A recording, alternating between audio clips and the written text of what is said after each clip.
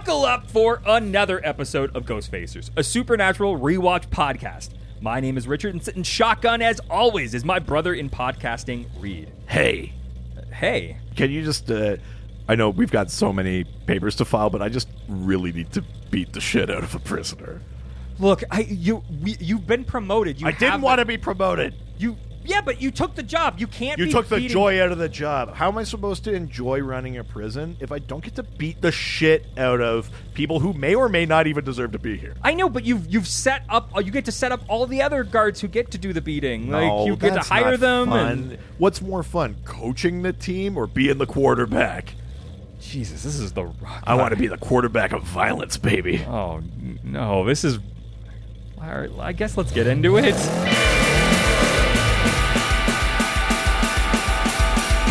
Ghostfacers! We face a ghost, when others will not, we're ghosts! Ghostfacers! Stay in the kitchen when the kitchen gets hot! Ghostfacers! We face a nightmare, we face a dread! Ghostfacers! We face a faceless, we face a dead! Welcome to Ghostfacers. Today we're discussing Season 2, Episode 19, Folsom Prison Blues. Yeah. Do-do-do-do-do. This is where we go and record the podcast in front of a bunch of inmates. Oh no. Yeah. That's not good. No, this is where we go to a prison and we find out which ones voted for Trump.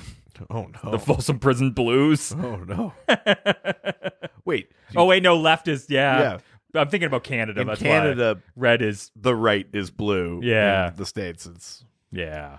That joke worked. Ha. Comedy. Prison.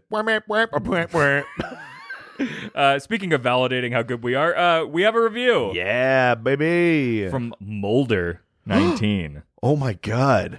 Oh, a young Mulder, 19 years old. I have A barely legal Mulder. I have a review, Scully. Is that your Mulder? Well, I didn't watch a ton of X-Files, so I'm going from... Oh, no, I know what you're so going I'm from. doing Fax Modem, like the Mulder thing sure, from that's Reboot. Oh. Because there was Fax Modem and Dana Oh, Nully. And that's how he yes. talked. That's what I'm going off. We've got a diary in my red shoes. Oh, no.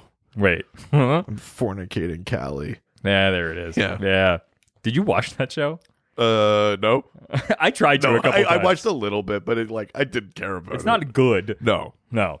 But you know what? It is good. This review. Yeah. From Apple Podcasts USA. 5-star review. Good.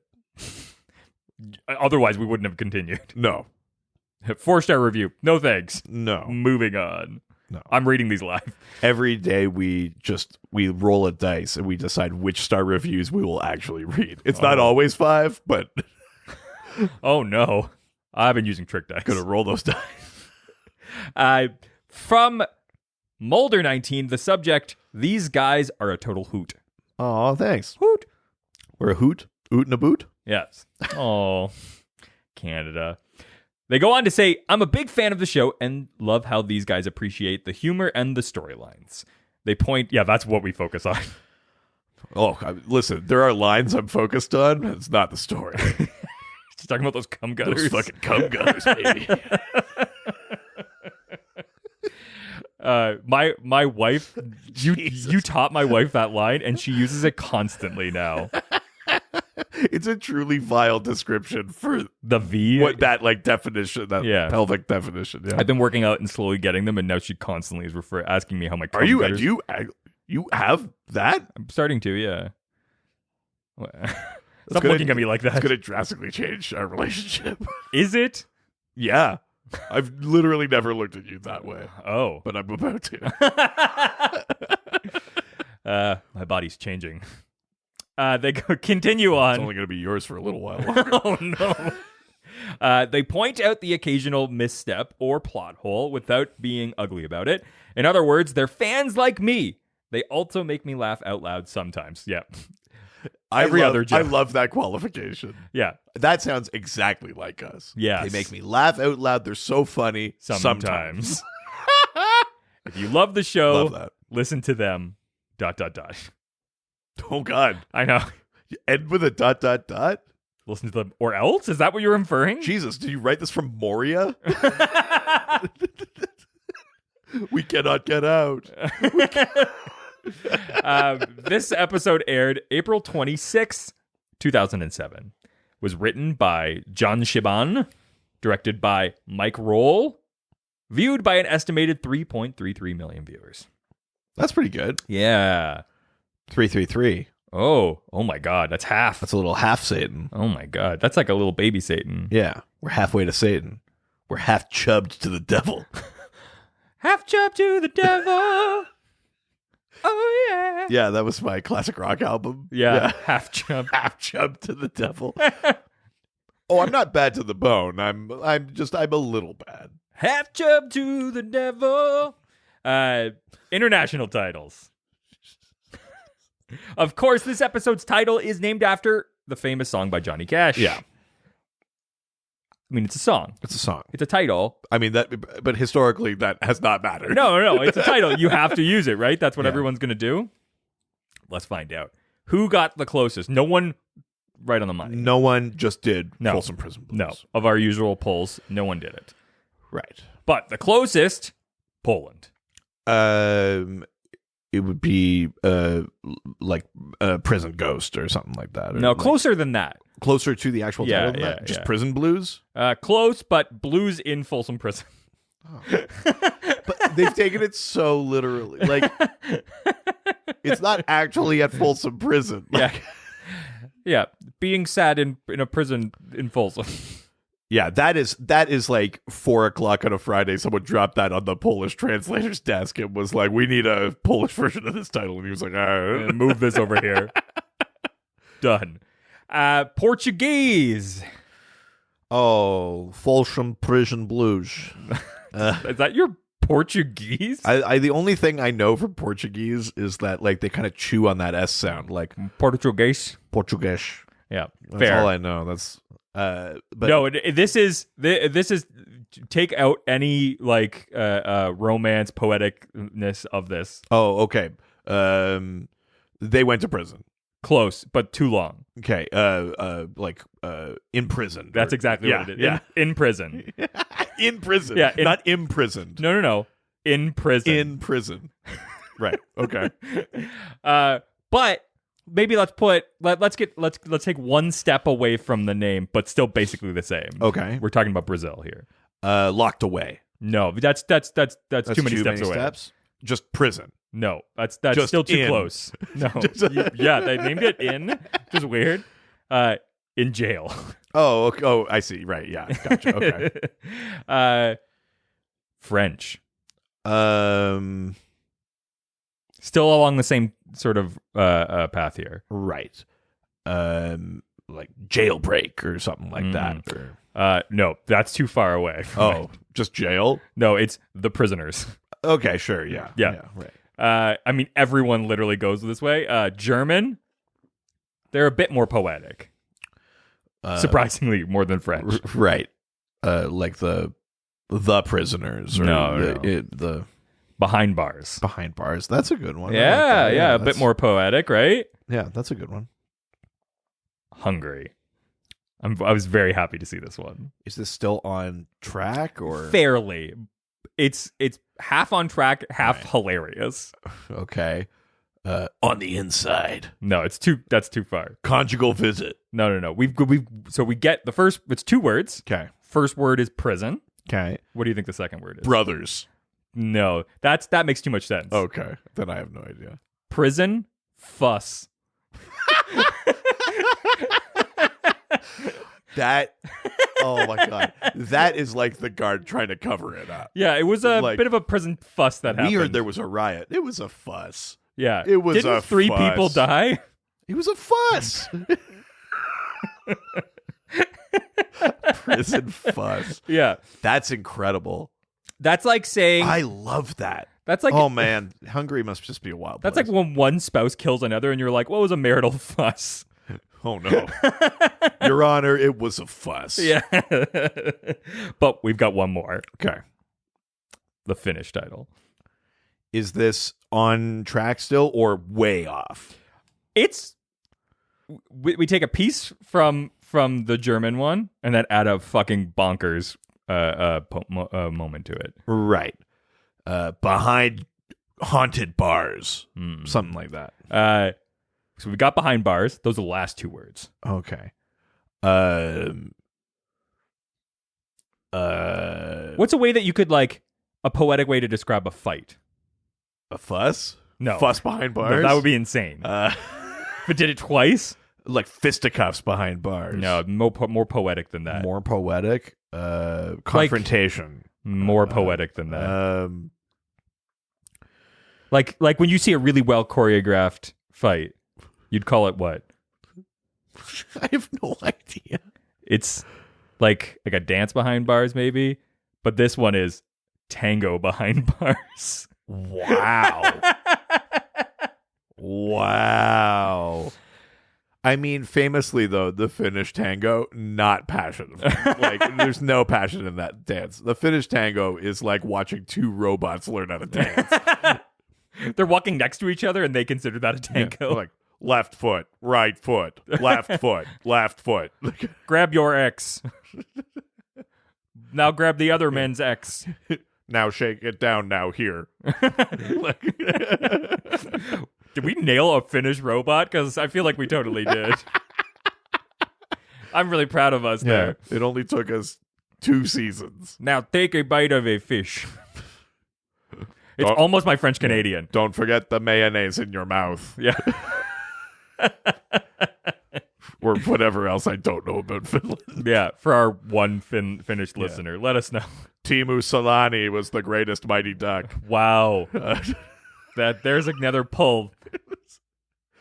Let's talk. My favorite Formula One driver was Mika Hakkinen. Why do you know that? Or Kimi Räikkönen. Why? Are you into Formula One? I kind of like Formula One. Jesus Christ. Can you just passively be into anything?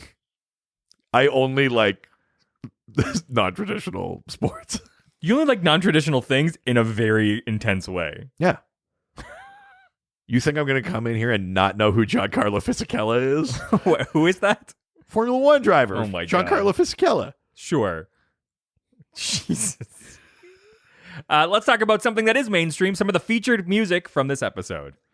First song, and the last song in the episode, really well used, Rooster by Alice in Chains. Not Folsom Prison Blues. No, that is not used actually in this episode. Which is, I mean, is it just too expensive or something? Yeah, I wonder if why go to the trouble? Because there's no other reference to Johnny Cash. There is, but in a subtle way. Okay. We'll get But, like, why go to all that trouble? And then not use the song? It must have been too expensive. It must have been last minute, and they're like, well, fuck. But, yeah. You know what's the Johnny Cash of modern alt-rock? Alice in Chains. Yeah. Always said that about them. Yeah. But I mean, it is well used in this song. I mean, I haven't listened to that song in a long time and felt like I enjoyed it, and I enjoyed it here. Yeah, it works. It was good. Yeah. And Green Onions by Booker T and the MGs. Oh, fuck yeah. Yeah. Is Green Onions the like... I think so, yeah. Yeah.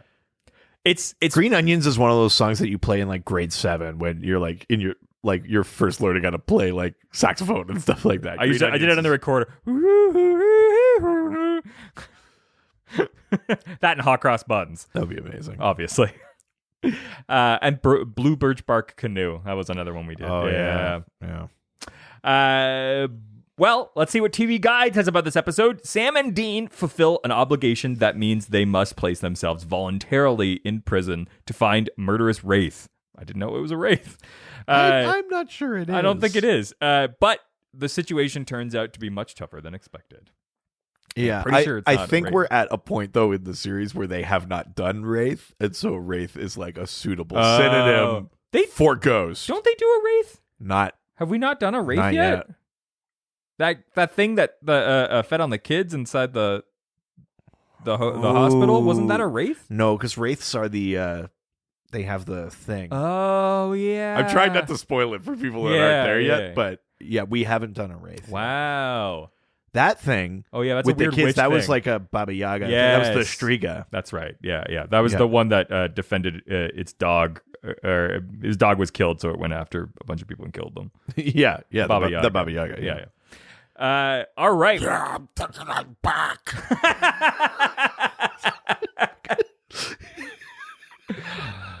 I'm glad that happened. I'm proud of you. God, I hope that's one of the sometimes people laugh. Well, let's talk about today's episode. But before we do, why don't we open up Dad's journal and talk about the real why world don't we? lore on today's episode? No. Yeah. I really have to. No, but I said episode twice. I really need to figure this one out. Yeah. On today's. Yeah, that's the solution. Remove it. Yeah, let's see what the lore says about haunted prisons. Yeah. Yeah, baby. Like the one in my mind. Oh, God. So I'm trapped. Help me. What? We've spoken before about haunted asylums, and there's a sort of similar vibe to haunted prisons. The asylum. Oh, you mean where like the poor and mentally ill are tortured? Well, I mean, it's that. I mean, the haunted asylum thing, I think, has a richer ghost lore because of the ghost lore. the added layer of the quote unquote insanity thing, or like were those people already perceiving through the veil before stuff happened to them, and then they, like all that kind of stuff. There's like an extra layer of that sort of spookiness to an asylum, but it's basically the same sort of idea. So, we in ghost lore we talk about things like poltergeists and stuff like that. So ghosts whose spirits stick around because of like violent Portuguese. yeah. The Portuguese. A Portuguese ghost is a Portugeist. Yeah, I think we're done here. Can we make that shirt for the merch store? Yeah. A very Portuguese-looking ghost. Oh, I mean, if you want to take the effort to try to make something look Portuguese. Yeah, you just put them in like a a Ronaldo jersey or something. Yeah, that's the safest solution. I mean, it is. Yeah. So, a lot of those spirits tend to stick around because of like violent or traumatic or unexpected deaths, and they're tied to places and things like that. A prison is obviously a perfect sort of spot for that. There are high suicide rates in prison. There's prison violence. The people themselves, the ones that are meant to be there, are kind of violent. It's like the sort of spirits that would stick around. Yeah. So prisons nowadays, even nowadays, have a notorious reputation for being a great place where people love to go. The violence and abuse that's allowed to happen. What? Oh, no. Part of, a lot of prisons now do try to focus more on some rehabilitation kind of thing. It's about like, instead of only locking people away, let's make sure that when they do get out, they don't end up back here. Oh, you know who does good? Speaking of Finns, Norwegian countries and stuff do a great job with their prisons. Yeah, in general, I think Scandinavia has a better approach to those things than most places. I mean, I'm going to list a bunch of American examples, so that's pretty bad. Do you think that Americans have a really bad policy and law enforcement? Yeah, do you know how it's like a great idea to have like fucking 7-Eleven run your prison or whatever the fuck they do down there, like a private corporation, just be like, this execution is presented by Gushers. Oh, fruit by the foot. Yeah. The electrolytes in this execution. Yeah, we're taking extreme measures. Doritos Extreme. Try them now. What a fucking nightmare. Did your last meal want to be one of those hot dogs on that's on the cycles? the rack, the rolling rack.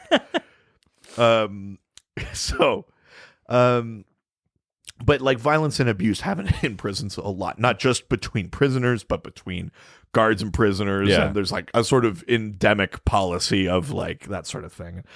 And suicide rates are still very high in prisons. So because prisoners are generally considered less by society, there's a long history of like prison torture and experimentation and violence and trauma in prison. So here's a few fun examples. Oh. In the early 20th century, during the Second Sino-Japanese War, it was reported that the Japanese were like vivisecting Chinese prisoners and conducting experiments in dismemberment. Jesus and they Christ. released epidemics in groups of Chinese prisoners and stuff like that. Jesus. I think they also were doing that during the Second World War and stuff like that too. Wow. There was a very bleak period there of like Japanese prison experimentation, which is bad. We obviously know the very specific horrors of the Holocaust. But like the Oh, that it didn't happen. It's not real. oh god, oh no, 4 that's the years? stance you want to take. 4 years in, that's what you find out about me. Oh no.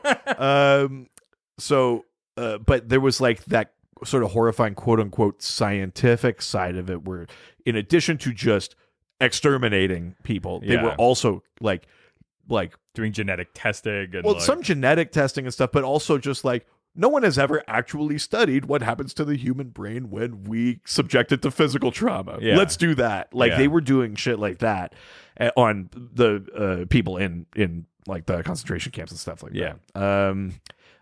Project MK Ultra. Oh yeah. So that was about like using like psychoactive drugs and Yeah. that to induce hallucinations. They were trying to like basically do experiments in mind control. Yes. A lot of the subjects of that were unwilling prisoners. Oh really? There were like lawsuits and stuff that happened Jesus. afterwards, but that was a thing. Like those are What a dangerous game to play. both on and off the books things. Like Project MK Ultra was an actual experiment. Like it wasn't just like a couple of rogue guards being like, let's Yeah. give these guys LSD and see if we can mind control them. But here's the thing, like what a dangerous game to play. That's how you get supervillains. If you take a potential criminal and then give them superpowers. Yeah, well, I mean, listen, no one is ever paying attention to our pop culture, or we wouldn't be like on the way to making all of these fucking AIs. I mean, yeah. But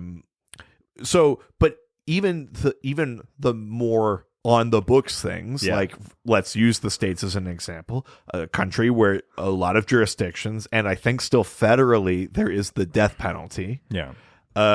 Methods of execution are like not humane. Even No. the ones that are deemed to be humane are not, right? I mean, obviously the electric chair is horrifying. Yeah. I don't think they really do Like firing squad particularly anymore, but that's No. not a great one. Do they have lethal injection? They though? do have lethal injection, but there are absolute horror stories because the way that works is it's a series of injections. The first one is like a paralytic the first one is meant to put you under. The second one is like a paralytic, so it numbs all your nerves and that, so that the third one, which kills you or whatever, doesn't wake you up. Jesus. So they put you under, they paralyze you, and then they do it. But there are horror stories of the first one wearing off, the person being paralyzed, and then knowing they were dying. Because like it's a nightmare gong show. It's horrifying. And they're just like, well, this was a bad person, so who gives a shit? Let's talk about Supernatural. No, I've got more to say. Oh no.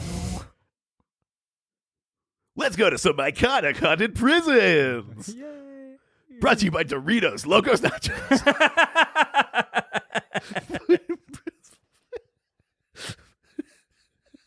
This cheesy gordita execution. Oh no. Oh no. Execute outside the Oh, bun. it's like the RoboCop future. Yeah. It's Or the what's the Demolition Man? yeah, you're right. Well, yeah, it could be the cheesy gordita. Didn't Taco Bell win the fast food wars in that's Demolition right. Man? Yeah, absolutely. So some iconic haunted prisons. The Missouri State Penitentiary is nicknamed the bloodiest 47 acres in America, which is almost certainly not true. I mean, no but, way. Yeah, because of slavery. I mean in Though prison is just a modern form of in slavery. parentheses there it should say we're ignoring black people and Native Americans. Jesus, yeah. But, like 40 inmates were gassed to death there. There are numerous reportings of hauntings on the site there. The West Virginia Penitentiary was home to a very brutal solitary confinement place called The Hole. It's also home to the electric chair known as Old Sparky. Which God. is like such a jaunty name for a For a killing machine. bring out Old Sparky. Oh no. That people who have gone into this is like a since abandoned prison. Yeah. People that have gone in have talked about encountering cold spots, other sort of ghostly sounds and symptoms, instances of panic and things like that. Yeah. Because I don't know, maybe because you're in a prison. No, it's a ghost. Yeah. There's a place called the Toll Booth in Aberdeen, in Scotland. Oh wow. Aberdeen. It was used as a prison for Jacobite revolutionaries in the 1700s. It wasn't always a prison, but in that particular era, it was used that way. Yeah. And the hauntings there reported include like auditory hallucinations of like chains and screaming and shit, and the physical sensation of your neck tightening. So how is that place still available to visit? Or? Yeah, can that place just like, are those symptoms only for like 3 to 4 minutes? Yeah, can you guarantee you can get those symptoms? Or? I'm going to the toll booth. Yeah, nobody check on me. Gotta pay the toll.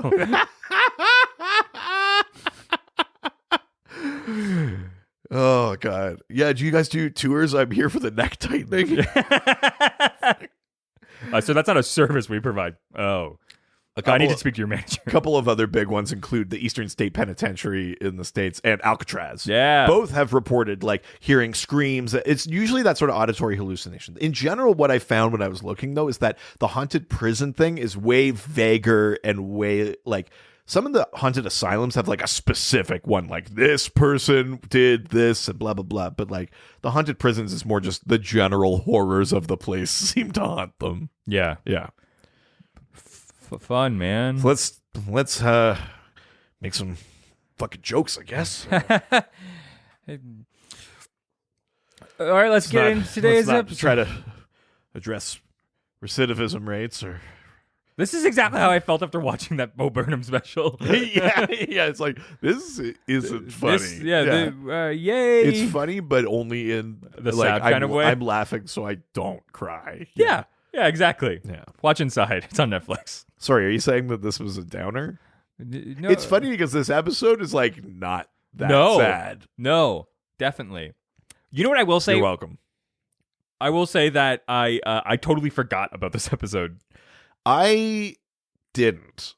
Oh. I was like, oh yeah, this one. Oh wow. I totally forgot about it, and then so I got my DVD set finally in. Fuck yeah. So I watched it on DVD. DVDs or Blu-rays? It's Blu-rays. Yeah. I mean, but aren't Blu-rays I was going to say, you went to the trouble of getting 15 seasons on lower definition. Do you think I would do that? Well, that's why I asked. It's out of character. But isn't a Blu-ray a kind of DVD? Well, it's different. A DVD uses red light. Is that a specific format? I had no idea. Well, that's why they're called Blu-rays, because blue is a shorter wavelength, so you can actually cram more information onto a Blu-ray than you can onto a traditional red light DVD. That's why you can get it to be higher definition.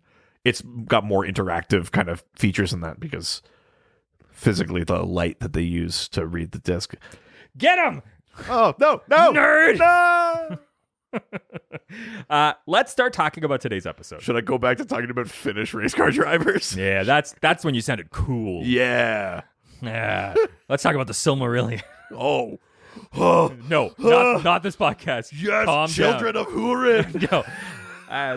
Then to set up this episode is basically a bunch of flashing of the legal implications of their current situation. Yeah, and a lot of shots of Henriksen. Yes, from that's right, from the bank heist the episode. Bank heist one. That's yeah. right. But I know all about you. I know all about your daddy. He's such a fucking good actor. I really like Henriksen. Every time he shows up, I'm so happy. Big fan. But basically, they're setting up this impending case against Dean, and we then flash to we're opening at a yard of a prison in Green River County.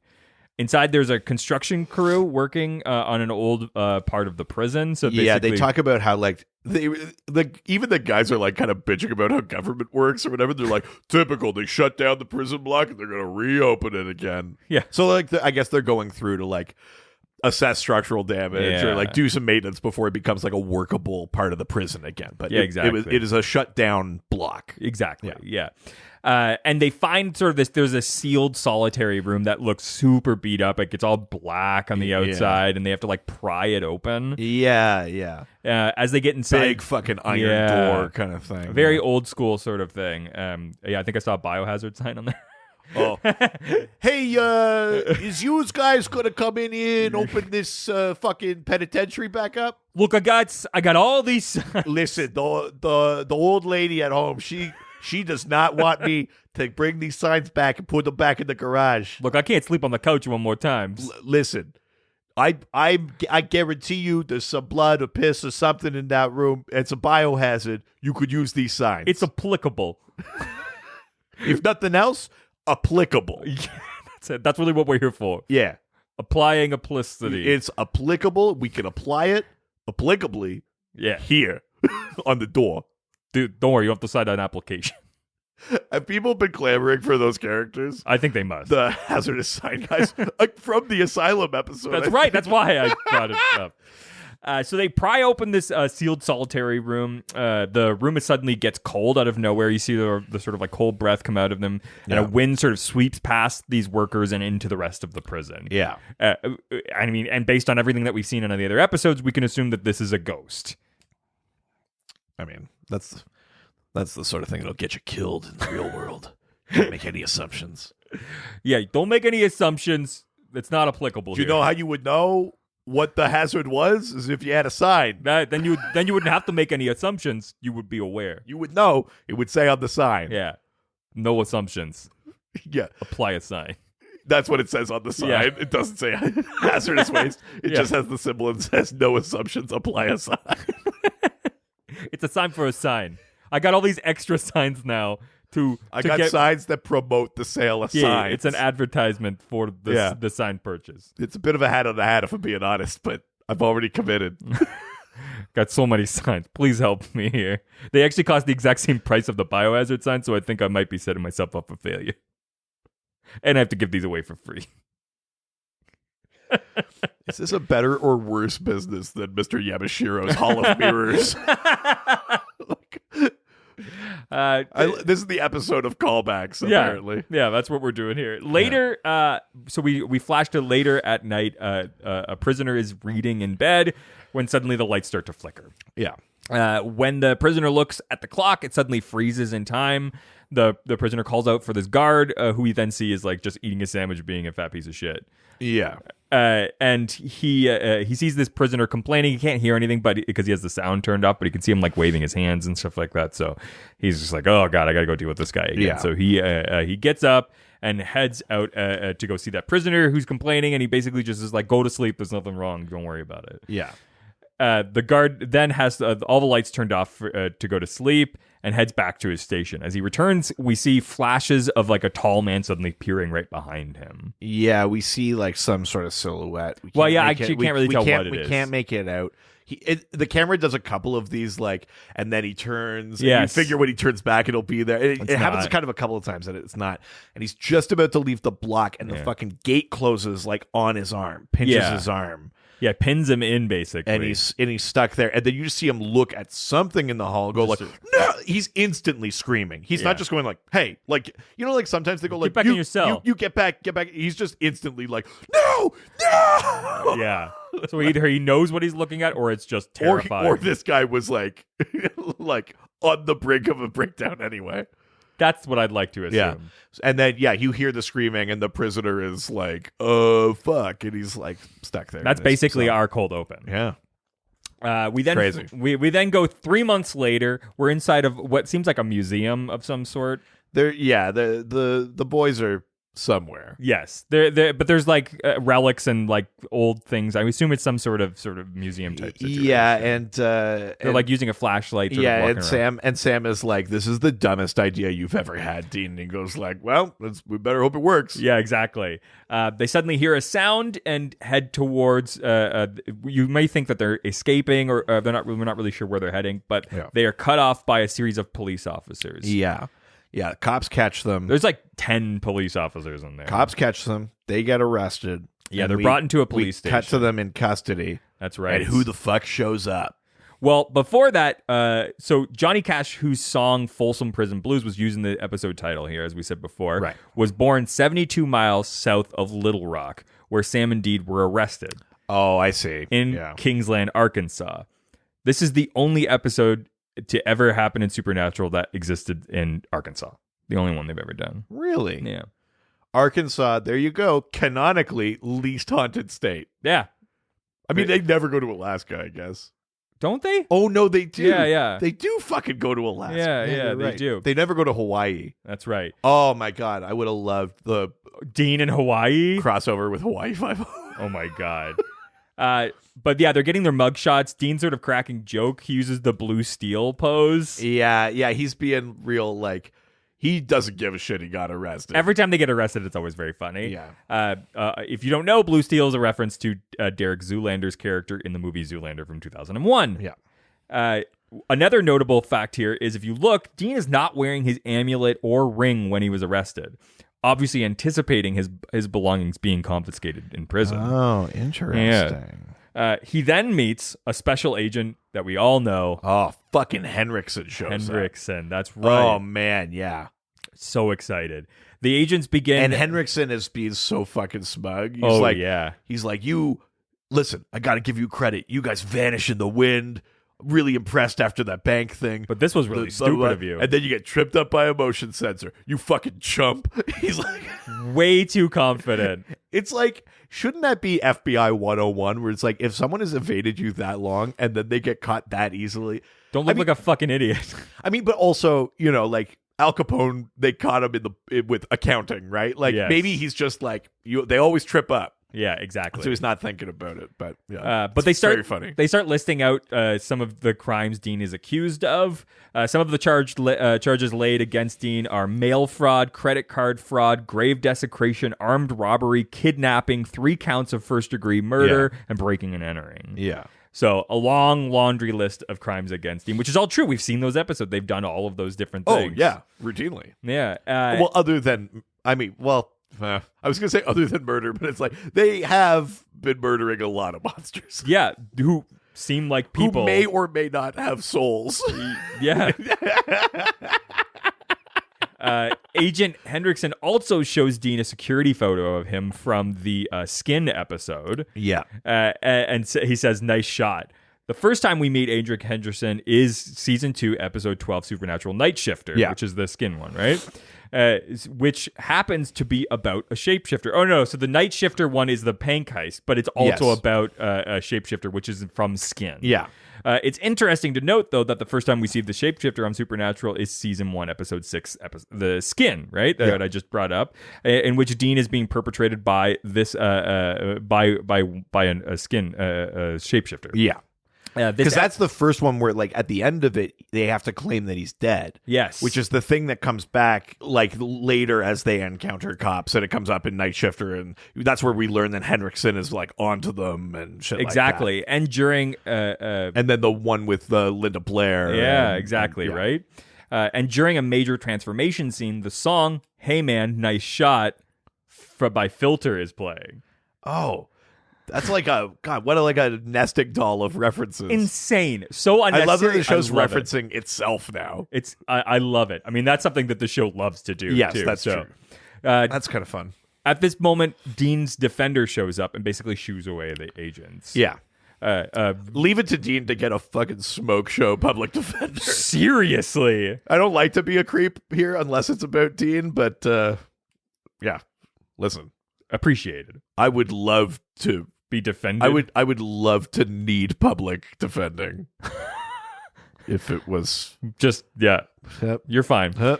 They talk about how the boys are going to be in prison for about a week before their trial. And they're like, so we're going to go to county? We're going to go to this like Green Hills or whatever the fuck it's called. And she's like, yeah. And you could see them looking at each other, and they're like, "You're sure we're going to go there for a week?" Yeah, They can't shorten this, right? We're getting exactly a week. Yeah, very specific questions. And she goes like, "Yeah, yeah, Jesus." So then we cut to the boys heading to prison. Fun. Yeah. Ernest goes to prison. Oh yeah, a different movie. Hey Dean, hey Vern. Yeah, he's also there. They're it's the same. Canonically, they go to prison the same time Ernest does. That's very funny. Which means that Ernest was shot either in the future or this was shot in the past. Yeah, but the boys are separated. They sort of get the and I'm proud of them for this. They head in. There's no like, hey pretty boy, nothing like that. They get very close to it. Close to that. But they don't actually do Dean that. At one point in the episode tells Sam, "Don't worry, I won't trade you for smokes." Yes. Which is, I think, the closest we get to like the prison homophobia thing in this episode. But especially compared to other episodes, even this season, they actually stay away from that shit pretty well in this episode. They should be. I'm so impressed that for 2007 they did not make a. They never make a drop the soap joke once. That's true, actually. It's kind of wild. It's so. I mean, it shouldn't be, but it's really impressive. But I mean, listen, we've been watching through the show. Yeah. We also know that the show learns from that later and gets Totally, better. yeah, but yeah. the Especially show- when you bring in, but like, the female show writers in this and- era. You know, like Yeah. we've the whole fucking shit about like. No, we don't need to share a bed. Why do they think we were together? Like, it's like, ah, come on, man. Like, But I'm glad they don't, because that's Yeah, the they easy don't. joke here. and yeah, they stay away from it. It's commendable. Yes. So the guys are separated. They each get inside their own separate cell. There's a bit of a moment of like them like trying to like I love like the different like experiences. because Dean is still being like Dean. Yeah. He goes in and he's like, shoddy top bunk. And the other guy just looks at him and goes like, no. And, like Yeah, puts his agree. stuff on the top bunk. Yeah. And Dean's like, fine. Sam goes into his and he like nods and the guy like looks at him and Sam kind of turns around and looks at Dean because they're across the hall from each other. And he's like, Gulp. it almost is like that. Like, But it is gorge. Yeah, it is very fun, which is hilarious because like Sam is so big, like for him Yeah. to be intimidated, it's very funny. Yeah. They meet up later in line. I'm sorry. I do want to talk about this because you mentioned it. Yeah. It's easy in this show to when Sam and Dean fight monsters and you go like, whoa, like a ghost Yeah. through them across the room and shit. But because they're Sam and Dean, you know, they took down SWAT cops easily. Yes. Like they're almost like it's like that Batman thing where it's like you are conditioned to be like they can handle this. Yes. And in this episode, you're conditioned to be like, there's just people here. Like, what's Yeah. what's a prisoner going to do to them? And the show does a good job of reminding you that's like these people in prison are fucking hard. Yeah. Like Sam and Dean Are well trained. they're good fighters, they're scrappy, they know what they're doing, they're tough guys, but like they're not fucking Superman. Yes. And they aren't Batman. Like No. there's an actual like cap, and having Sam recognize that is a good way to add some stakes to the episode, because in any other episode it'd be like, well, like just like these random like guys, they're not gonna beat up Sam and Dean. Yeah, exactly, right?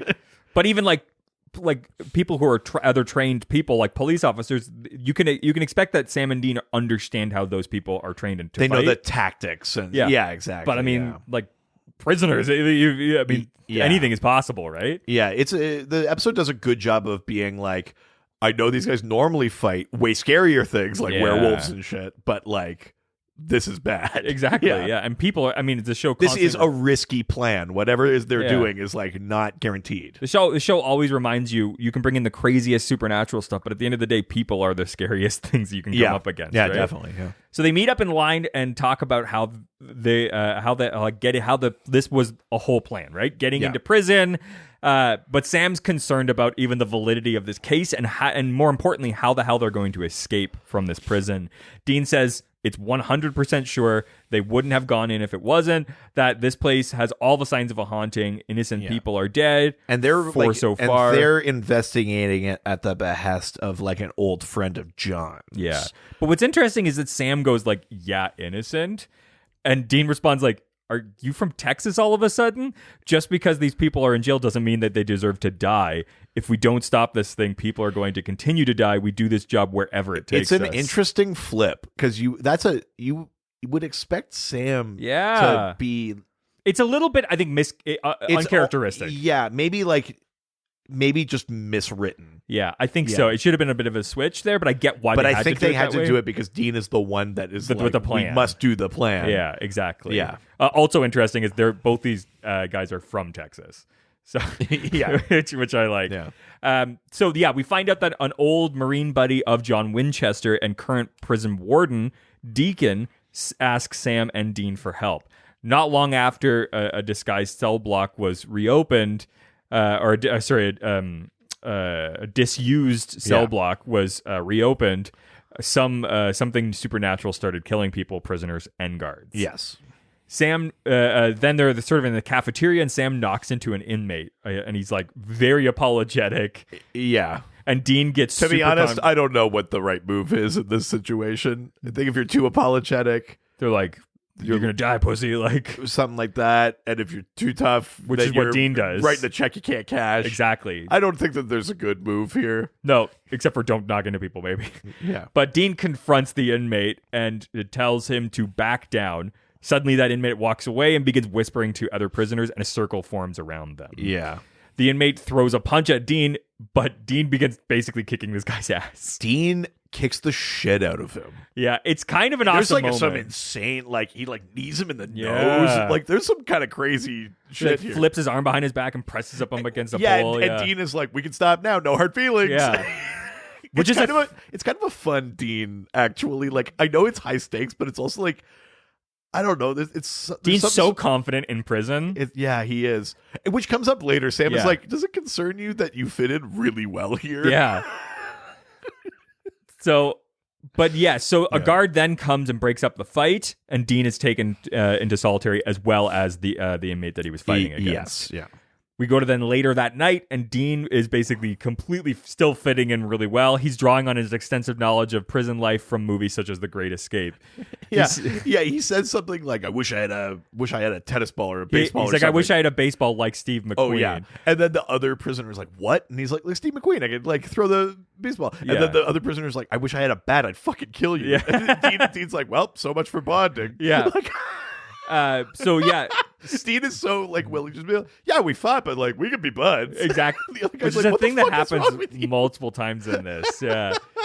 So, for those who don't know, Steve McQueen's character repeatedly bounces a baseball on the walls of his solitary confinement from the classic film The Great Escape.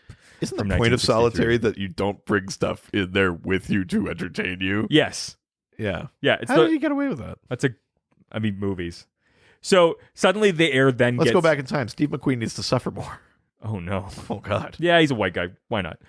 Suddenly, the air gets cold, and the inmate Dean was fighting with is killed in his cell. Yeah, and there's a good moment from Dean too where he sees the air get cold, Yeah. and Dean has none of his tools, Yeah. none of his equipment, and you can see even Dean is like, "Fuck," And he tells Like- the other guy, he's like, don't move. yeah, But the guy doesn't listen. He goes, looks out the out of his like the little window in his confinement cell, and just get fully murked. and you see that like the guy's veins go Yeah. black, and like something's happening to him. Exactly. And like it's something's pretty- going through his blood system, Yeah, it's right? bad. Yeah, Dean gets to basically witness the killer though firsthand at this point. So the next day, kind of. You can't really make out who it is because he's Yeah. only seeing through the But he slot, sees that it's a he ghost. knows that it's a ghost. Yeah, yeah. The next day, the defendant talks with the agent. So we're basically now inside not the of defendant. or They're the defendants. what's The public defender. defender? The defender talks with the agent inside of his office. Also, is that this scene? I was like, does this happen?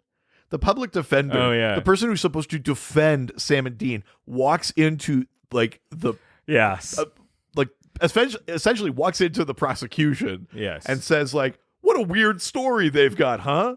And then the guy's like, would you want your public defender just like fucking talking about you to the people trying to put you away? Well, I mean, they do talk. I mean, because they are trying to figure out. I know like, they have to share info and stuff to prepare talk properly about for a trial. the but validity of each other's like. I don't know, something about it. I was just like, It was a she's bit casual. so casual. Like it didn't feel like, I don't know, adversarial enough or something like that. Yeah. And I was like, why are?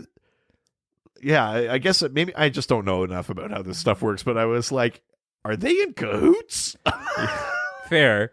But yeah, so they talk about how the cases don't make any sense, like you said. Everyone claims that Sam and Dean helped them during these supposed crimes. Yeah, like witnesses from the bank heist. Yeah. They talk about a cop who says that they saved her life. That's from the Linda Blair episode. And stuff Yeah, like you basically are going, yeah, like there are crimes, but also people are saying that like they were doing good during these. And the guy's just like, Henriksen says it outright, but what the public defender is getting at is that it's almost coincidental that where they go, there are deaths. yes. He's just like, all I know is where they show up, people die. Yeah. He's almost admitting we can't, like, We can't pin specific Yeah. deaths like to them, but they are going places and people are dying. yeah.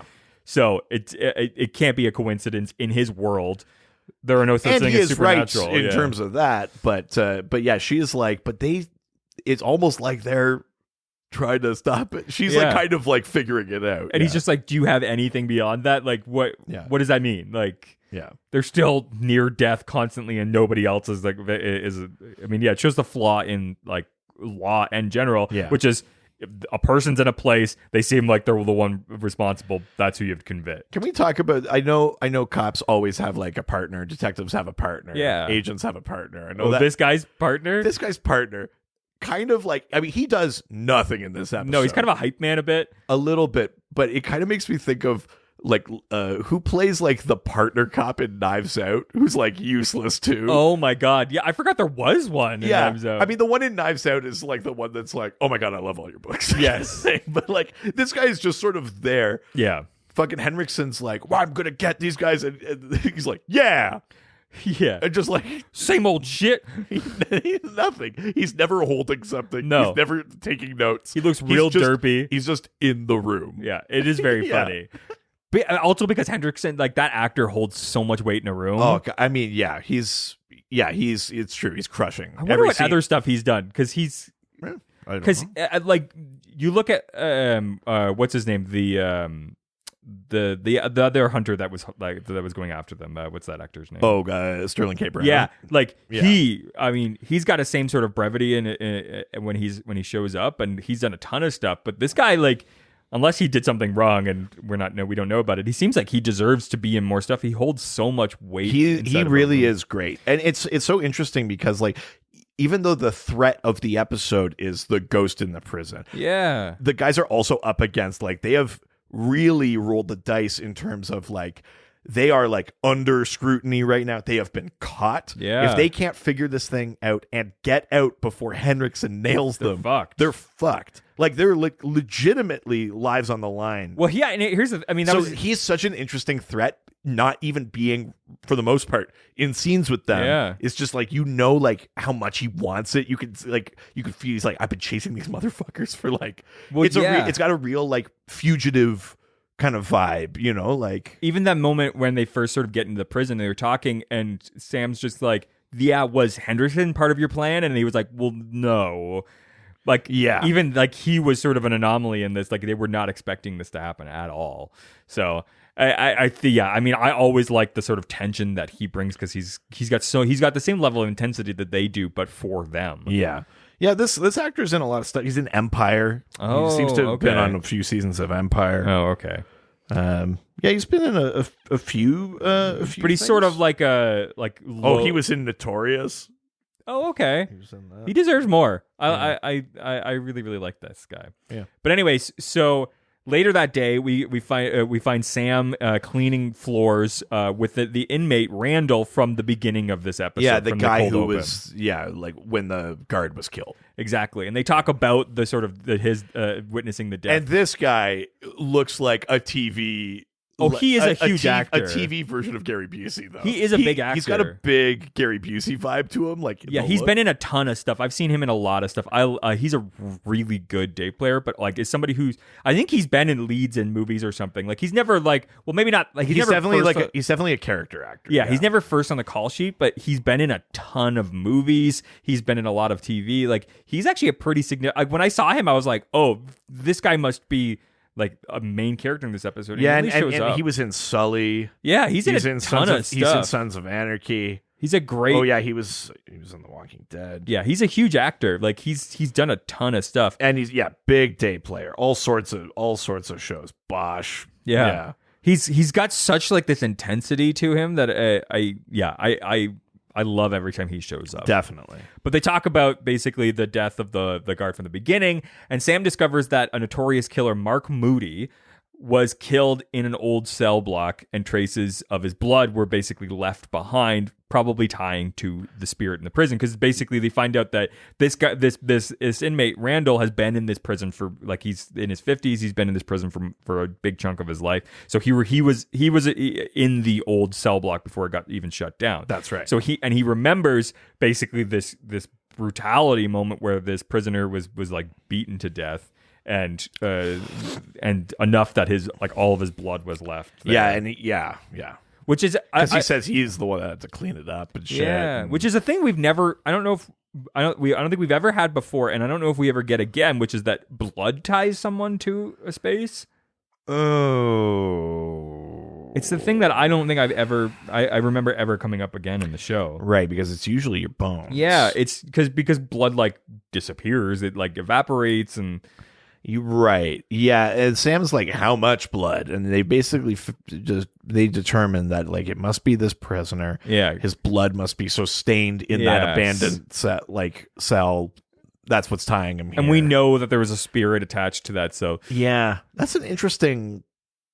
Yeah, you're right. it makes sense, but it's kind of weird. Yeah. So we then, I love this scene. So then we then cut to Dean playing cards and wins a bunch of cigarettes. And he has a pile of cigarettes. Oh, yeah. Dean is like, Sam is like, you don't even smoke. And he's like, currency of the realm. It's crazy. Again, I love that phrase too, that's like Dean is like a fantasy nerd kind of thing. Oh, as soon as he says currency of the realm, it's like, oh, you read about fucking orcs, don't you? Like, he's a huge dork about stuff, and like this one, he gets a dork out about prison stuff. He understands how prisons work from watching tons of movies, which is a thing that constantly comes up with Dean, which is that he watches all these movies, and so he thinks he knows how things he work. has such a specific idea of the way the how world it should works. be, yeah, exactly. But we find out that he's collecting cigarettes so he can trade it for lighter fluid. Yeah, Dean, because they need like stuff to fight. Exactly. It's the part of the plan where it's like, did you think about this, Dean? Or are we like kind of improvising here? Exactly. It's like, once we're in prison, how are we supposed to fight a ghost? Exactly. As sort of this scene is ending, Dean stands up with a handful of cigarettes and shouts out, "Hey fellas, who's ready to deal?" You can actually see in this moment, if you look, Jared grinning and mouthing the line along with Jensen. Oh, really? Yeah. That's hilarious. Yeah, it's a super funny moment I love to that. look at. I love this. Do you know what? Sometimes, especially if you're in a really long scene or if you haven't said anything for a while and someone's got a big moment, you do actually kind of, as an actor, have to watch yourself because you're going through, because you're like, okay, I know. You're also doing everyone's lines in your head too, because like you have to know where you keep are. up with the scene, and it also helps you to keep the pace and stuff like that. And so it's kind of, you have to make sure you're not mouthing along, or like it's like that rumor thing about like Ewan McGregor filming Star Wars and doing this lightsaber sounds while fighting, like going like yes, like it's like you have to like actually suppress that reflex. yeah, because your brain is trying to make it reality, and the only way to do that is to like have it become reality, right? Which is hilarious. I love that. So Sam then meets up later, and they talk about what they've both found out separately. Yeah. Dean keeps nerding out about prison movies. Later in the this might be the scene where Sam is like, "Does it bother you that you fit in so well here?" Exactly, and he sort of just completely ignores that line. Dean just goes, "No." Yeah. Later in the cafeteria, Dean begins bullying a very large prisoner named Tiny. Yeah, this is unfortunate. And they get into a fight in which guards attempt to break it up, while Sam is able to sneak into Dean is being kitchen. like, and it comes up later, and you feel worse when it comes up later. And we'll talk about it. Because Dean is like, hey, Tiny, like eating cupcakes won't bring Dad back, or whatever the fuck. Yes. He's like being like, he's doing it on purpose, yes. But it's really like, it's so much more mean-spirited than just being like, "Hey, fuckwad," or like what? Like, there's other ways to start a fight. It's a very interesting way. It's so personal. So, fun fact about this guy, Tiny. Okay, his name is Cliff Kosterman. Okay, he is the real-life, long-time bodyguard of both Jared and Jensen. Really? And the three men are super close. Whoa. Yeah. Isn't that awesome? Wow. Yeah. That's so cool. It's awesome. I love that. Also, if you I wish I could guard those bodies. or other things.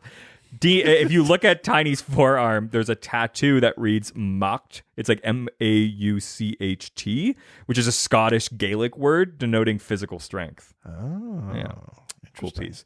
So both Dean and Tiny are taken to the infirmary after being scolded and beaten by the same guard from the previous fight. So they're in these cells. There's like a curtain. They're like cages, essentially. Yeah, they're cages. There's like this curtain between them. But this is where Dean is like, "Sorry about that stuff I said, Tiny. I just had to get you mad. Yeah. Don't worry about it. I needed to do that." And then Tiny is like, "You're right. You're right. I do have self-esteem issues. Dad wasn't around much." Yeah. And you're like, oh Jesus, Dean, what the fuck is wrong with you? But also, like, waiting of his bodyguard, like, acting well. Like, yeah. But it's just like, but if I'm Dean, it'd be like, this guy immediately opened up. It's like, I've made this guy feel horrible. Yeah. It's like there was a different way to start that fight. So we find out that when Sam escaped into the kitchen, he was actually heading into an entrance of the old part of the prison. Yeah, and he gets in there, and he's got a little kitchen salt and a little lighter, and he pops it open. He dumps the lighter fluid, dumps the salt, and he lights a match and burns this like blood-soaked pillow and like sheet or whatever that's still in the cell. Exactly. And he's like, "Great, done. Problem solved. Let's leave." Did it. But at this exact same moment, Dean's sort of having this heart-to-heart with Tiny, and he looks up and notices... Dean, you piece of shit. Yeah, he notices there's a ghost of a nurse appearing in the room. Yeah, it's bad, and the room gets cold. The clock stops, and Dean... And this now Dean, again, is like, fuck. So he looks around, and he sees like there's a little thing of salt from his food. Yeah, and he grabs that. Mm-hmm. The nurse is like... coming after him and fighting him, and he manages to sort of like splash the salt, and sort of dispel that nurse ghost, and then immediately the ghost goes after Tiny, and like from the other side of the sheet, you just hear like, no, it's really bad. It's like, man, poor Tiny, Jesus, Dean, you killed him. Yeah, I mean, basically, you killed him emotionally, and then you killed him physically. Oh, Jesus Christ, it was bad, man. So. We then go to the next day. Sam and Dean are discussing that Mark Moody isn't the one who has been killing people. Yeah. Oops. Yeah. Whoopsie doodles. Listen, we had a little, how can I say? Hiccup. Whoopsie? Yeah. And more people are dead.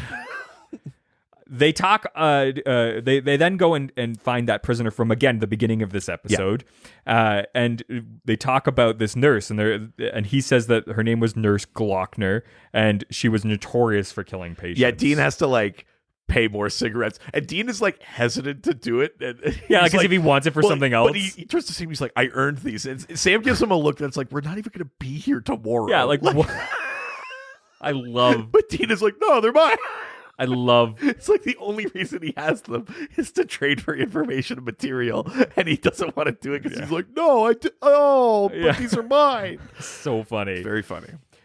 But yeah, they say that this nurse was notorious for basically like patients who went to go see her didn't come. Yeah, he would say like people would go to see her with a cold. Next thing you'd know, they'd be like reporting a heart attack. They'd leave in body bags. He'd say a lot of heart attacks used to happen.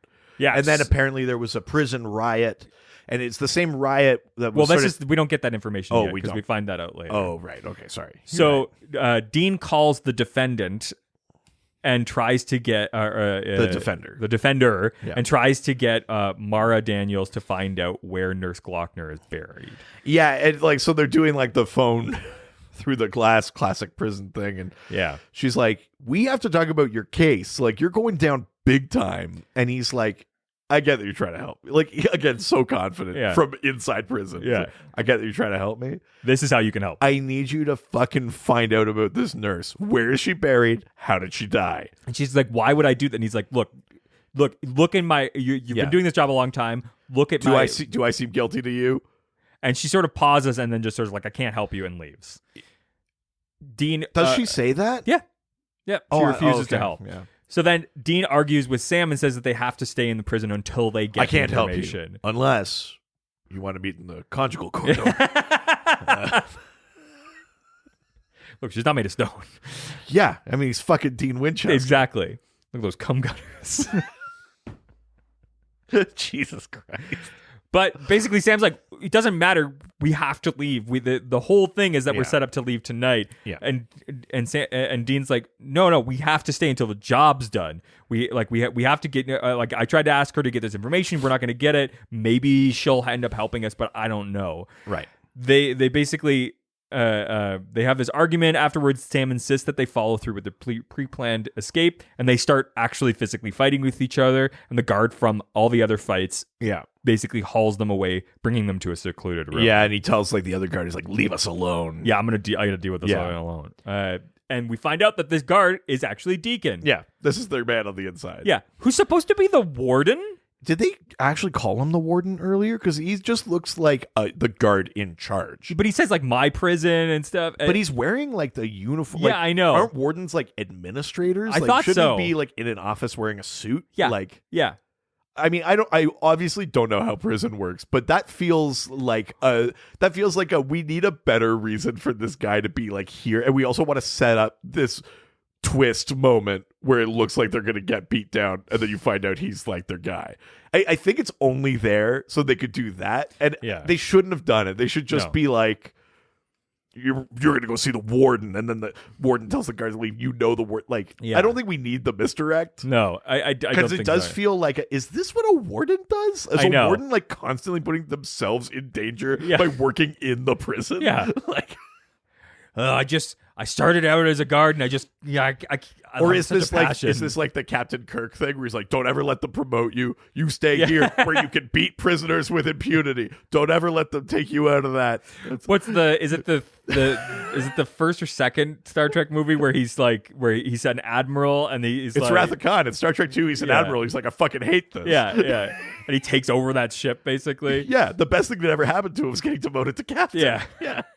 That's how this feels. Where it's like, technically I'm the warden, but I love to dress up and beat me a few prisoners.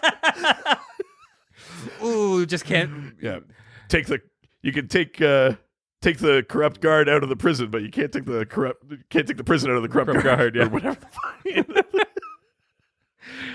But the guard shows a letter from the defendant.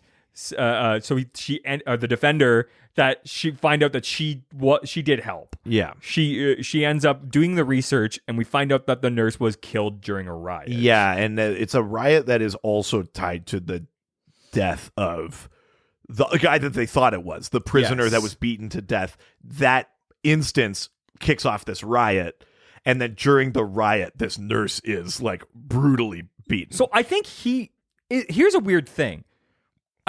Was he still the killer from the beginning of the episode? No, because it would look like a guy. I know, and he came out of that cell. Was just, again, I think it's like for the misdirect in the episode. Yeah. I don't think they actually had the nurse silhouette because they want you to believe it's. So maybe he prisoner. was a ghost that showed up, because you don't actually see who's the one who kills that guard.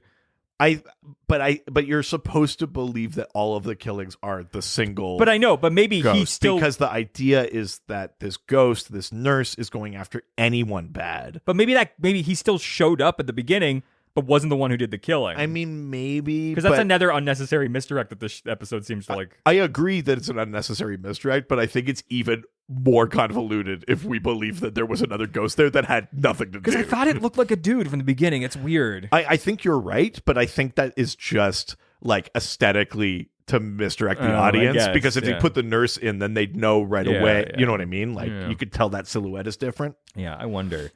So as arranged, Deacon helps the boys escape to the Impala, which is waiting for them outside the jail. Which I guess Deacon put there. They don't just tow your car to wherever prison you're at, right? No, it would have been Deacon, I guess. Yeah. Yeah. But I love there's a great moment with Jensen where with Dean where he's just like, "Oh baby, I missed you."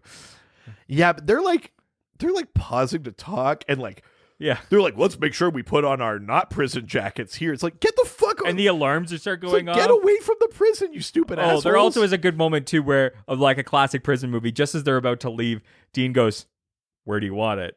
And, and Deacon's like, "What? Oh, yeah. Yeah, it's just make it look believable. Yeah, make it count." And Dean has to like sock him, which is like a classic prison thing. I love Henriksen. While this is happening, Henriksen has Deacon. He's like, "What do you mean they overpowered you?" He's like, I made a mistake. Yeah, yeah, and he finds out that because he's like, "Well, who visited today? Did anybody visit them?" And he's like, the defender visited him." Which is also like, Deacon, what the fuck, man? Yeah. I know. Why did you even give that information away? But I guess he has to pretend like he's working with them. I guess, yeah. And they would have found out that he was hiding that, I guess, technically. I guess, yeah. So, but yeah, we find out that the defender passed the information to the boys, which then Henriksen goes to try and flip the defender. And she reluctantly reveals under pressure that he wanted to know where this nurse was buried. Yeah. So now he knows where the guys are going to go. And even the guys, they show up at the cemetery and they're like, they probably have, our public defender by now. Like, we only have a little bit of time to do this and get out of here. And so you see, like, they're still going to, this is a bit that I laughed at in the episode. Okay. Which is, we're sort of intercutting between the guys in the cemetery and they're digging and they're trying to get ready to assault and burn the bones. Yep. And we're cutting to, Henriksen, he's mobilizing his guys and they're pulling up in that. Going we're back and sort forth. of intercutting and you're like, shit. The tactical gear. And you cut back to the guys and it's a perfectly rectangular hole that they have dug in the ground. And normally, I don't even think about it because I think we normally don't get that top-down shot. We just see them digging, and then we see the shot in the hole. Yeah. But it's something about that shot, and I was like, A, you guys don't have a lot of time. Sammy, you got to really work on your edges. B, it's fucking hard to dig a 6-foot hole. Which is the thing they bring up later in the series. And 3, the idea it's like, we're not going to do this messy. We're going to do this right. Yeah. Sammy, those edges, you really got to work on those. Yeah, Sam, work on your edging. Oh no. That's a very different thing. So we then cut. Fine, I'll close my slash fan here. You're really on that today. Oh, man.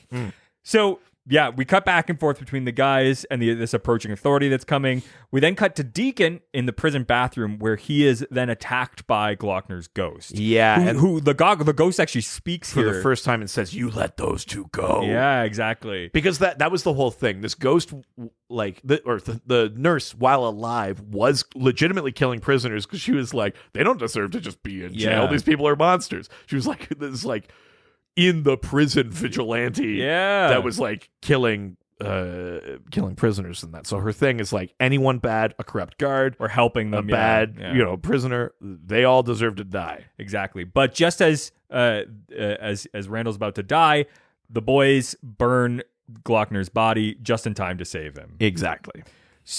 Deacon. Yeah. So back in the cemetery, well, they burn Glockner's body, yes, and it saves Deacon. Yes, that's right. Yeah. So we then go to the cemetery, and the FBI finally gets to the cemetery, only to find that they've been sent to the wrong cemetery. They look around, and he's like, is this the right cemetery? He's like, she said Mountainside. And they're at Mountainside, and then you see Sam and Dean leaving the cemetery over there, and it says, like, Green Valley or whatever. Yeah, exactly. It's the wrong... Yeah. It's the wrong thing. And then you cut to the defender as she's leaving a building and sort of has like a smirk on her face. Yeah. She's aggressively masturbating to the thought of prison Dean. I mean, fair.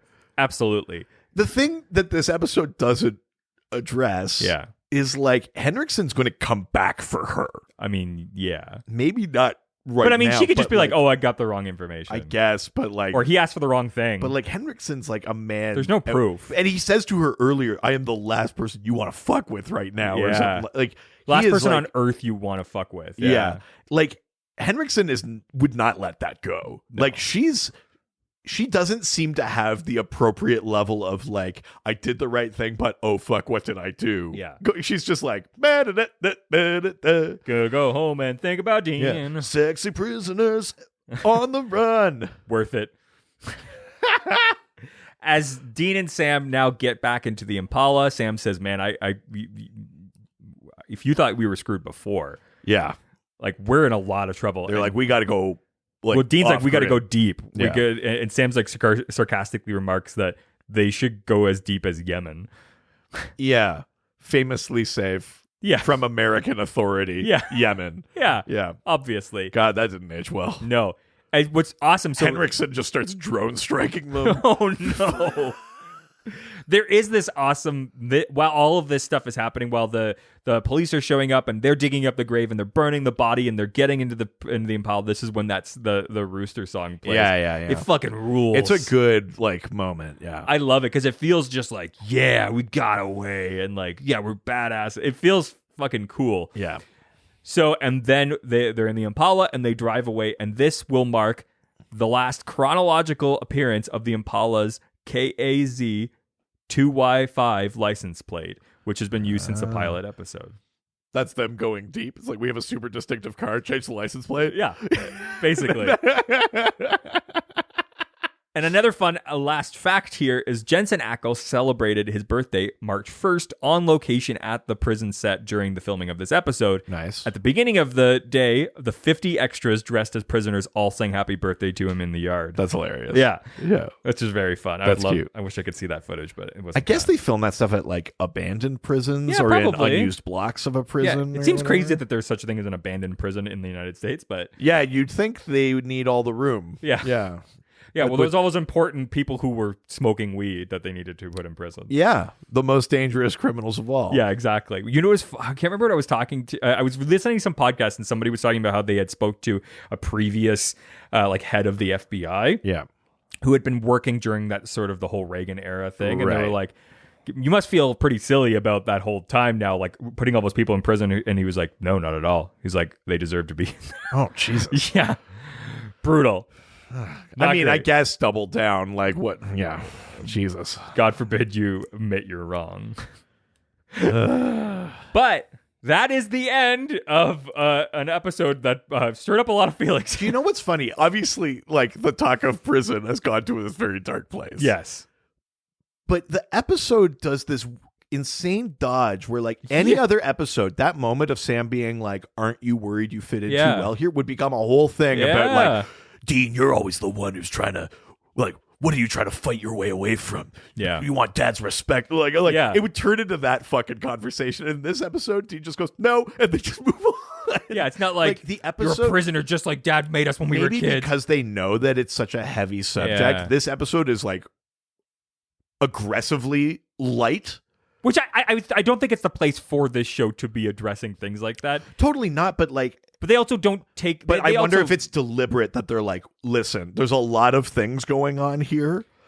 We got to keep it light so that it's not so oppressive. Yeah, and they make a reference to the fact that like not everybody in prison's guilty. But that's what I mean. They're aware of it. It's not like they were writing this episode and they go like, prisons work perfectly. Yeah. Like they're talking about like a vigilante nurse. Yeah. They're talking about the fact that some people don't deserve to be there. Brutality They're from talking guards. about like prison brutality and violence and stuff like that. They're talking about like emotional trauma and fuck with Tiny. Like, Yeah. that shit is in there. They're aware of it, but they're playing it so light, I think, because they're like, if we don't, we can't get out of this Yeah.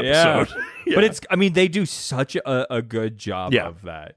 So, what is your thoughts and review of this episode? Okay, so like I said at the top, this is an episode I did remember. Yeah. I remember it because I think the threat of Henriksen is the thing that solidified you it. loved That- Hendrickson's from the beginning. One of the things that that did kind of sell me on watching the show when I Yeah. did decide to watch it Yeah. was I would watch an episode and I'd say like, this like, so now they have to, and you'd go, it comes back. Yeah. Like, Because like you always the- go, well, you're just you- going to bring that up and then not talk like, about it again? You were always like, the show hasn't forgotten. Yeah.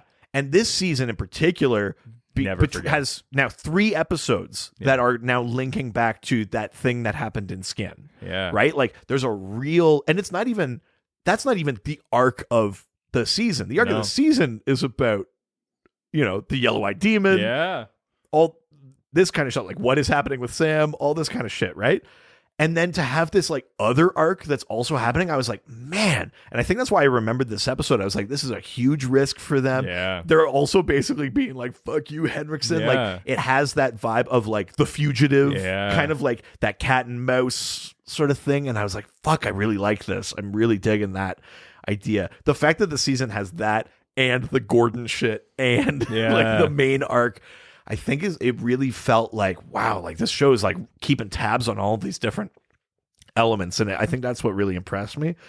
Because, the threat in the prison, yeah, the ghost is scary, but they're going to beat the ghost. Yeah. And even the prison fights, you're like, they're fine. Yeah. Like there's a little bit of like, Sam and Dean this isn't a guarantee for them, but I think the real threat is the guarantee is that they don't solve it fast enough to get away from Henriksen as Yeah. opposed to it being the supernatural thing. Totally. And I like that. It's a real it's a good episode to have like the brother thing, like Dean is like, it's like the movies, and Sam's like, we gotta get the fuck out of here. Yeah. I like that play. It works well. There's some really good day playing happening here. Incredible. Like the guy that plays the prisoner that kind of looks like Gary Busey is really good in this. The guy who played Tiny, their bodyguard, is very good. The guy who plays Deacon is fine.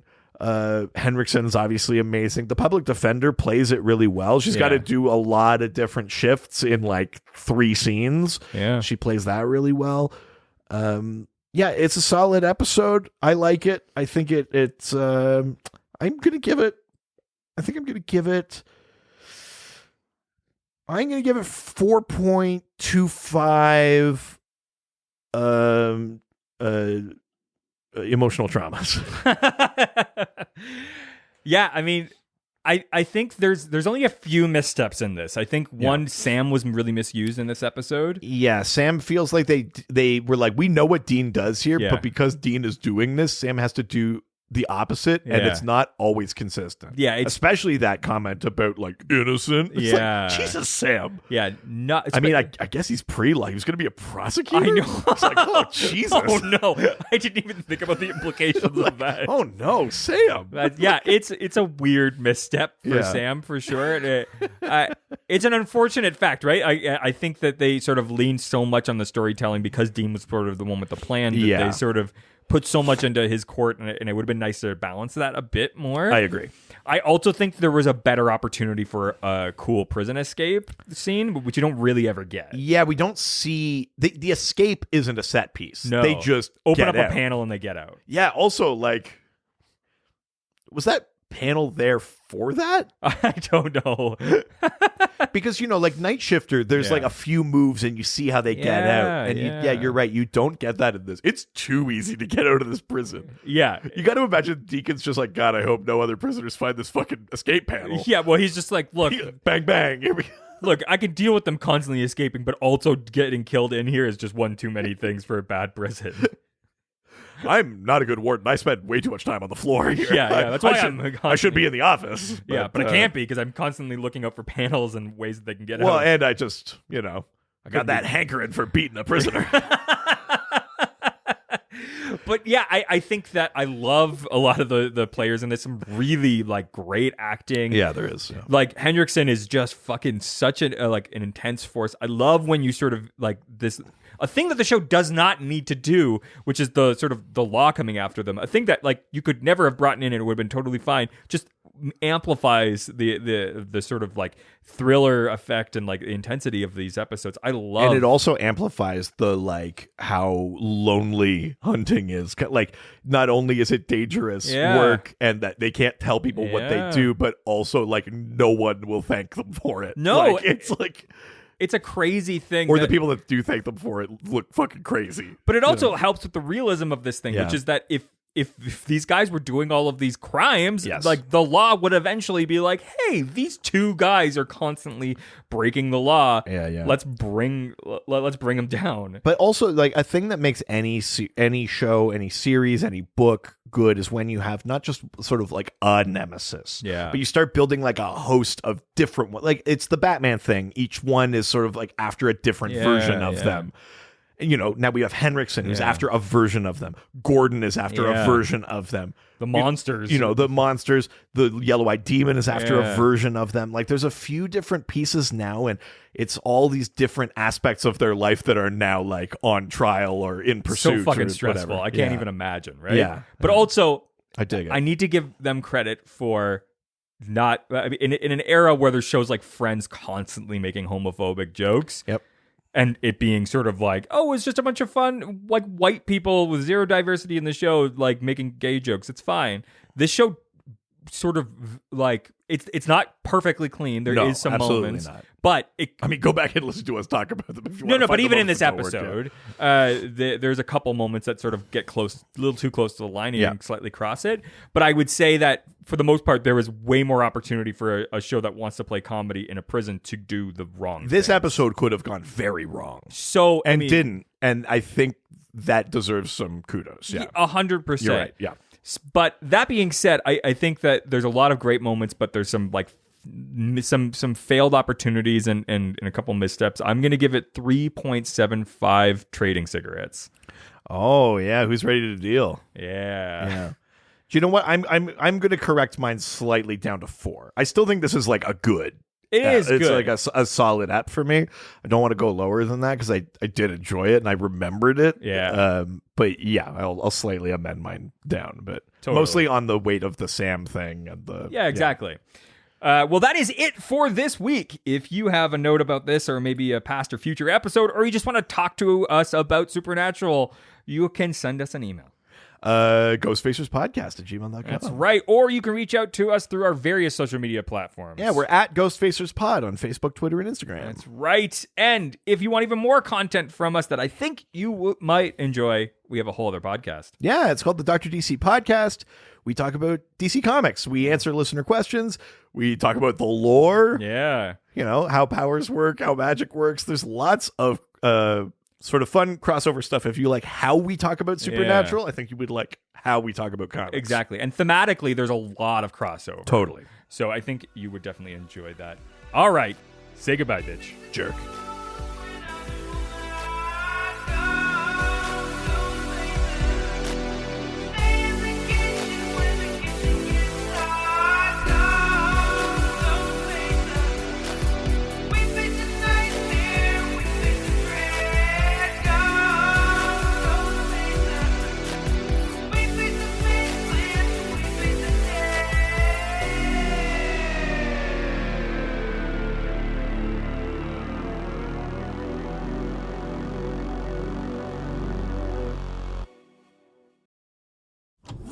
This was a Brain Freeze podcast.